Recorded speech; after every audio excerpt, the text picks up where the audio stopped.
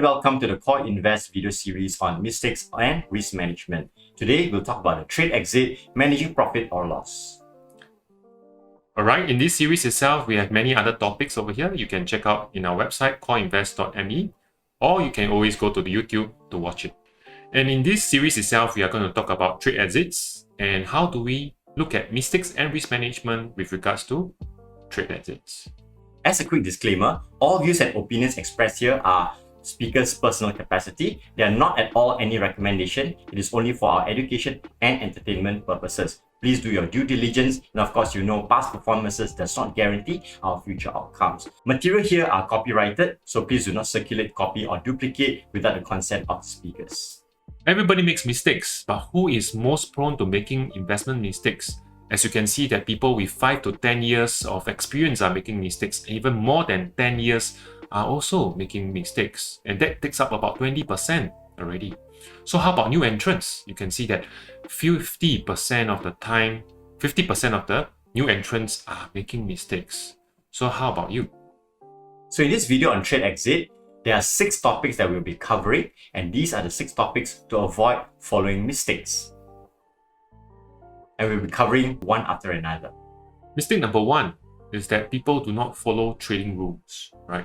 So successful investors or traders, they will like to follow a standard operating procedure so that they can follow through without having their emotions overcoming their decisions. There are many individuals with different learning curves, and you can see that in terms of knowledge, skills, or confidence, they start to grow. In general, this is what happened to most investors, is that when they start to invest into the market, they will make some mistakes and there will be a decline in their investments. But however, they will learn and therefore their returns will get back and they will start to improve in their investments. So mistakes are actually common. Yes. As we can see that 50% of the new people would have some mistakes. Correct. And mistakes would result in potential loss. But of course, if we learn from our mistakes, we can grow from the mistakes as well. And that's where the future profits will compensate the earlier losses. Mistake number 2, not reading charts and NET. What is NET? As you can see on the left side, N stands for news. News are things like what is happening to the market, to the particular stock or company. There are also economic growth information, GDP, and these are all the market news that are important for us to know. Events are, for example, product launches or earning calls or dividend date, and they're paying dividend or they're not paying dividend. These are important events to take note of. Looking at the trend, how the price is moving, and that is very important for us to decipher if the market is going uptrend or downtrend. Is it following the bigger trend or is it a micro trend? So by knowing the N, the E, and the T, it allows us to understand the pulse of the market. Where is it moving to? There are a lot of people who are doing stocks trading, and there are many people who do stocks trading without even looking at charts. That's really dangerous. It is like going into a battlefield with a blindfold on your eye. So it's important for us to look at the charts, see whether there are any surprises or any boost to the market or the economy to see where the prices are moving to. So not reading the chart and NET is a big mistake. Mistake number 3, individuals targeting too high of a profit, which results in unnecessary self-pressure. So as you can see that rule of 72% of returns means 6% per month. It only requires 1 year to double. So why do we want to set our target too high?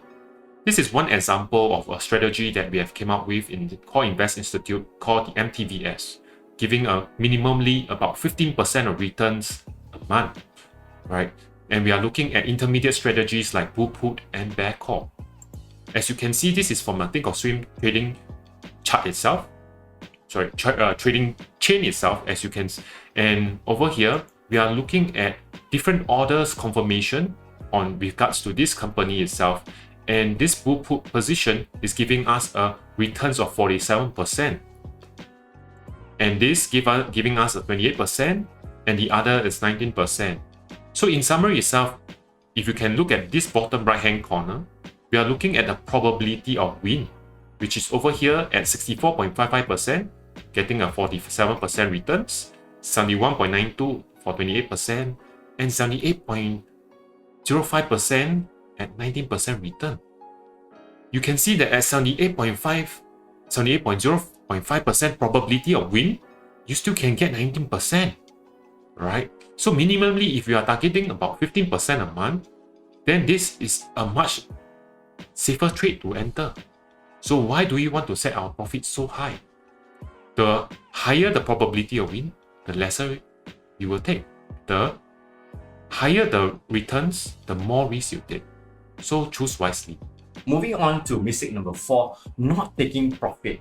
In other words, when you should be taking profit and you want to have more, you want to push your profit more, and that is not always wise to do by delaying the closing. So you can see on this chart, right? Price is moving very nicely and then it goes into a consolidation phase. So when it goes into consolidation phase, you will want to check again the support resistances, whether you do any stop losses or not. And if the growth is not moving any higher, you might want to consider an earlier taking profit. As long as if you set a target profit, if it meets the target profit or coming close to the target profit, it is okay to close early. Continuing on to the mistake number 5, it is equally bad for not cutting early losses. As we said, the first loss is always the best loss. So here, assuming that we enter the trade over here, the price goes up, beautiful. And of course, we will mark all our support and resistances. Then the market pulls back to the support line. And that is also where we could also enter our stop losses over there. But price continue to go down. When price goes down, and if we did not set our stop losses, price continue to go down, and we should be exiting and cutting our losses there and not allowing it to lose further. If we fail to do that, we will lose more.